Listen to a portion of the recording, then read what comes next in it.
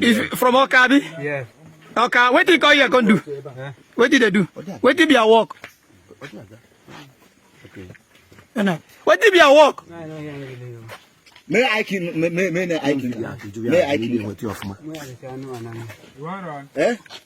What did be a name? What did they work for here? Babu English ko? Bring Tambeka. May I paru munkamaka? May I paru munkamaka? What you have will catch you? What do you do? Muntaone muda bokana mungu. Can I walk out? No, Mamma, can I Magana Banza? What is your name? Musa. Musa. Musa who? Musa. Who? Musa. Musa who?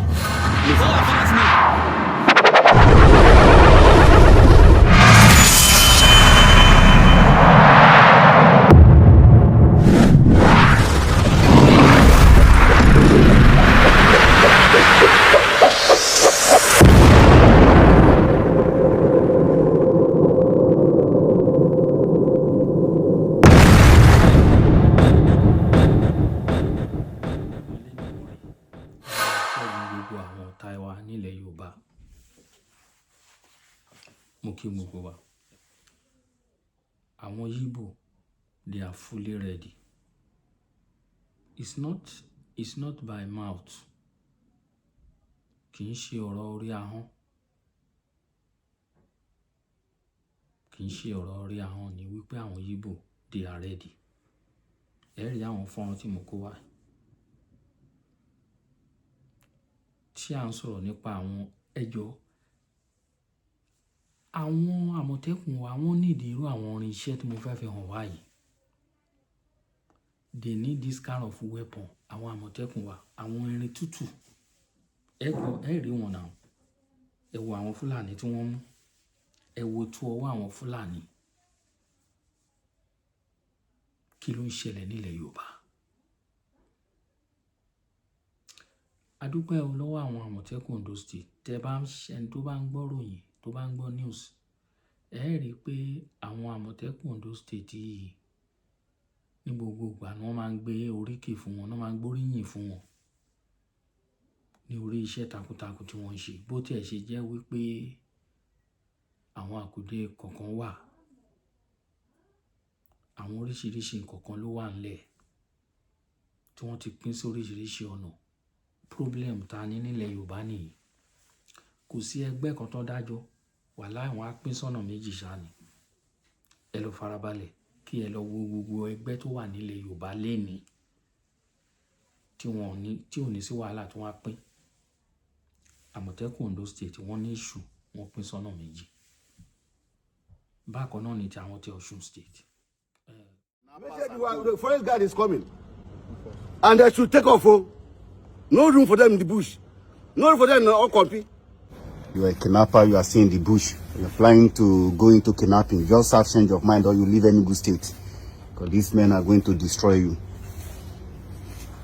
It's the promise of Governor Peter Mba to rid Enugu State Forest. This weapon doesn't know Odechi. Don't know Odechi. Anybody say get Odechi, they come well go behind. So any Odechi gets the thing, he gets the This is machine. There's no two ways about that. Pam!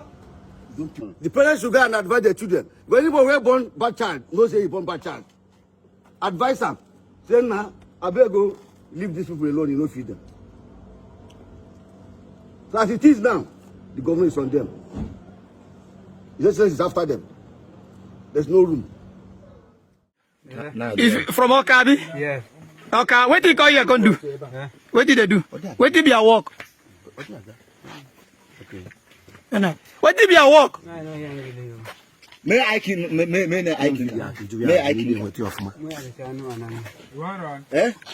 What did be a name? What did they work for here? Babu English ko? Bring Tambeka. May I paru munkamaka? May I paru munkamaka? What you have will catch you? What do you do? Muntaone muda bokana mungu. Can I walk out? No, Mamma, can I Magana Banza? Look at What is your name? Musa. Musa. Musa who? Musa. Who? Musa. Musa who? Musa. What's your father's name? Okay, Ibrahim. Okay, your father's name is Ibrahim. Musa Ibrahim. Where are you from? Oka. Okay. What do you call you? I can do Kidnapping. kidnapping. Now you dey kidnap people from Bakoya. I follow this man. I need to do kidnap for this area. Okay, now this one they do kidnap for this Now area. my brother called me here. Okay, now brother call you. Die go run. Okay, that go run. That one, roll The one where you name? The one where run? Where you name of the one where run? Mason now on the One day go. yeah, Mason. Sunan shi Ali. Huh? Ali? Yeah. Okay, your brother name Ali, don't wear on. We shall have start this work. How many time now? Which time I start this work? How many years now? Shekara mimi do beno de wana tunga kirani. Wana tunga kirani. How many years? Wana tunga kirani na dona. Okay, this one will catch you now you don't do before. Who be Oga? Who be Oga? Yeah. Who be Oga? Die go run. He go run. That one went there. Okay, that one where they run. Now he be Oga. We go and talk to you now. Why did you lie? One day go do. Oga. Who be Oga? Where we Oga? That Oga why they get gone. He there for Oka. Now in get your Oga this boy. Why they do knife for here? Now in they get gone. Now in they do knife for this area. That Oga he there for Oka now. What he be name of the man? They there now. Where he name? Okay, He name I Unko? don't know. As this my name, Bine Oga. You don't want to tell me your name? Umar. what is your Oga name? Umar. Yeah. Umaru who? One day go do Ali sunan shi. Ali? Yeah. Yeah, I You couldn't now, watch you it. don't go talk to me. No one say. You go talk to me. Na true I go. Yeah, wait, no one say. Obri,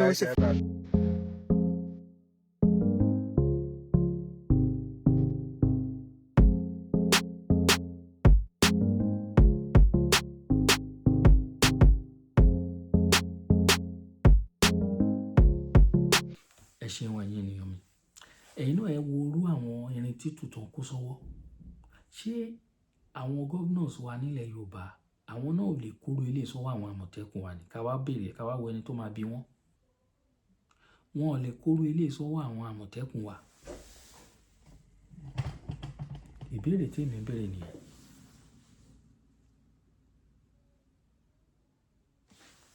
àwọn ìbéèrè tí èmi ń béèrè rèé o wọn lè kúrò àwọn nǹkan bí lè sọ́wọ́ àwọn àmọ̀tẹ́kùn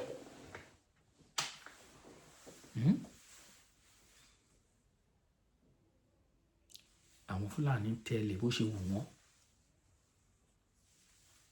before kí Fúlàní tó wọ ilẹ̀ Yíbò wọ́n á rò lọ́nà méjì o kì í ṣe pé wọn ò wọbẹ̀ ẹ má ṣe wá gbọ́ kì í ṣe pé bẹ́ẹ̀ àwọn wọ ilẹ̀ Yíbò ṣùgbọ́n kí wọ́n tó wọ ilẹ̀ Yíbò wọ́n á ti rò lọ́nà méjì pé ìsáídà àwọn á lọ ire àbí káwọn padà ní ààbò ara àbí káwọn kẹ́mí àwọn lọ sí ìkan nínú méjèèjì ìkan á ṣe kan torí àwọn ọmọ Yíbò wọn ò fi ṣeré ẹ wò gbà tí wọn ti mú Nnamdi Kanu ẹ wo tútù wọn pa àwọn màálùú tó ti sùn wọn ò ń ṣe pamọ́ wọ́n á gbé ìbọn síta ni wọ́n máa fáyà lọ wọ́n á dẹ̀ fídíò ẹ̀ wọ́n á jù sí gbòòrò ta ló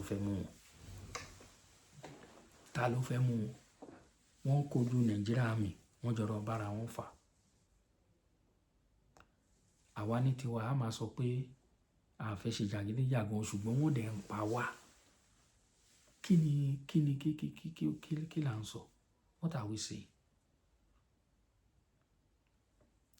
ẹ̀yin náà ìwọ àwọn ọmọ Fúlàní tó mú yẹn gbọ́ nǹkan tó ń sọ lẹ́nu àwọn ọmọ kéékèèké ẹ jọ̀ọ́ ìwọ tó ń gbọ́ mi ṣé irú àwọn ọmọdé márùn ṣé wọ́n lè dá ẹmú lójú ọ̀nà láì kó anything dání láì kó weapon láì kó anything ṣé wọ́n lè dáyàn dúró lójú ọ̀nà àwọn ọmọ kéékèèké wọn bí ọjọ́ orí wọn ṣe mọ nìyẹn o gbogbo àwọn Fúlàní tó ń terrorize káàkiri àwọn Fúlàní tó ń pa kúkúrú tó ń pa gúgù tó ń pa ọmọdé tó ń pàgbà bí ọjọ́ orí wọn ṣe mọ nìyẹn from 18, 20, 23 years old 25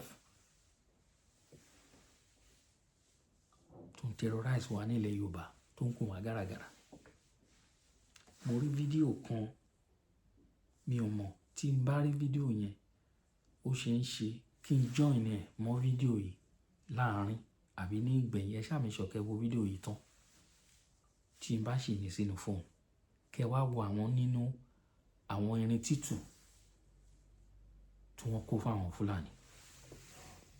Ẹ̀yin èèyàn wa gẹ́gẹ́ bí mo ṣe ń sọ lọ ẹ rí fídíò yẹn just like 21 seconds ni bí wọ́n ṣe lọ ń já àwọn nínú weapon fún àwọn bandit nínú igbó. A gbọ́ pé wọ́n jí ara àwọn olóṣèlú kan gbé ní ìlú Ìbàdàn. Ó ti ń kàn wọ́n díẹ̀díẹ̀, ó ti ń kàn gbogbo wa díẹ̀díẹ̀. A lè sọ pé eré á kárí o torí kì í ṣe ìròyìn tó dùn mọ́yàn nínú ṣùgbọ́n ẹ jẹ́ kán jáwọ́ sóbì. Empower àwọn Àmọ̀tẹ́kùn South West, àwọn local vigilante as well. Empower wọn, ẹ kó àwọn irinṣẹ́ tó yẹ, àwọn irinṣẹ́ tó tọ́, ẹ kó sí wọn lọ́wọ́. Kí ni ọ̀bọ ṣe orí tí náà kí o ṣe? Àwọn Fúlàní ìbọn tútù, àwọn original nǹkan náà kó sí wọn lọ́wọ́. Wọ́n lọ ń feed wọn, wọ́n empower wọn nínú igbó láti máa pa wá. Àwa wá káwọ́rọ̀, àwa ń wò. Akáwọ́rọ̀ kò yé mi ní South West ó dà pé àti gòjù kò ọ̀rọ̀ wa ò tiẹ̀ yé mi. I don't know mi ò mọ̀ mú ìfẹ́ sọ. Because eléyìí kì í ṣe ó yẹ káwa náà ti da kọ̀rọ̀jọ́gbọ́n sí wọn lọ́rùn. Ẹ wo àwọn dẹ́tà, ẹ wo àwọn dẹ́tà, àwọn ọmọ ogun àsáré tòkunbọ̀. Irinṣẹ́ wà lọ́wọ́ wọn, irinṣẹ́ wà lọ́wọ́ wọn. Ṣebí wọ́n gbé security kinní náà fún àsáré tòkunbọ̀ ni. Nǹkan tó olóyè Ìgbòho ń béèrè fún ní eléyìí ẹ gbé fún olóyè Ìgbòho. A kápá wọn. Èmi mi dẹ̀ ṣe ń wo yìí tí wọ́n bá ti gbé security fún olóyè Ìgbòho, tí wọ́n bá ti gbé fún olóyè Ìgbòho before 2027 ẹ jẹ́ ká gbàgbé ẹ̀, ẹ jẹ́ ká gbàgbé ẹ̀ wà láìtàláì. Nísìnyí tí wọ́n ń kọjú àwọn Fúlàní ló yẹ kó ń gbé fún, ló yẹ kó ń release arákùnrin. Tí wọ́n bá ti release ẹ̀ wò ẹ jẹ́ ká gbàgbé. Ọlọ́run bá gbọ́ torí mo ti jókòó mo ti ronú sọ̀rọ̀ lóríṣiríṣi ọ̀nà, lóríṣiríṣi ọ̀nà ni mo ti ronú sọ̀rọ̀ yìí. Tí wọ́n bá ti gbé fún Ìgbòho ní táìmù tá a nídìí ẹ̀ yìí before 2027 ẹ jẹ́ ká gbàgbé ẹ̀. A jẹ́ pé gbogbo ariwo tá à ń pa ó ti já sásán nìyẹn. Ariwo wa ò dẹ̀ ní já sásán lágbára Ọlọ́run. Ẹ̀yin èèyàn mi, ariwo wa gbogbo làálàá kókó wa ò ní já sásán lórí ọ̀rọ̀ Yorùbá nation. Ó di dídán, ó di dídán.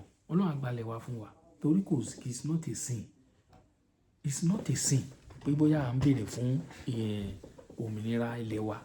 Kì í ṣẹ̀ṣẹ̀ wọ oríṣiríṣi ìlú káàkiri àgbáyé. Àwọn náà ni wọ́n ń béèrè fún irú àwọn nǹkan bẹ́lẹ̀. Why títí tí wàá fi da ẹ̀ṣẹ̀ tó fi da nǹkan tó da abomination sí yín lójú sí yín lọ́rùn. Ẹ tú wa sílẹ̀ jẹ́ ká máa lọ. Àbáṣepọ̀ wa ò dán mọ́rán, kò so èso rere. Ìwàhálà yìí ti pọ̀ jù, wàhálà yìí ti pọ̀ jù, lálàá kókó yìí ti pọ̀ jù láàrin wa, láàrin àìṣe ọmọ ìyá kan. Ẹ fi àwa ọmọ Yorùbá sílẹ̀ ká dára ká dá dúró lórí ọwọ́ wa. Ẹ jẹ́ ká wà lórí ọwọ́ wa. Ohun tá à ń béèrè fún lọ́wọ́ ìjọba Nàìjíríà ò ju eléyìí lọ. Ohun tá à ń béèrè fún lọ́wọ́ ìjọba orílẹ̀-èdè Nàìjíríà kò ju eléyìí lọ. A ò fẹ́ fa wàhálà, a ò fẹ́ bá ara wa jà, a fẹ́ bá ìjọba jà. Ohun tá à ń wá ni pé ẹ tú wa sílẹ̀, ẹ jẹ́ ká wà Yorùbá, ẹ jẹ́ ká dá dúró. Kò ju eléyìí lọ. Ẹ̀yin ènìyàn mi, ẹ náà ẹ rí àwọn fọ́nrán yẹn, ẹ rí ohun tó ń ṣẹlẹ̀. Àwa Yorùbá, ẹ jẹ́ ká wa náà dìde, ẹ jẹ́ ká dìde. Èmi ọmọ yín náà ni Àkàlàmàgbò TV. Ẹ bá wa pín ètò yìí. Mo dúpẹ́ lọ́wọ́ gbogbo ẹ̀yin tẹ́ ń wò wá o. Èmi ọmọ yín Àkàlàmàgbò náà. Thank you.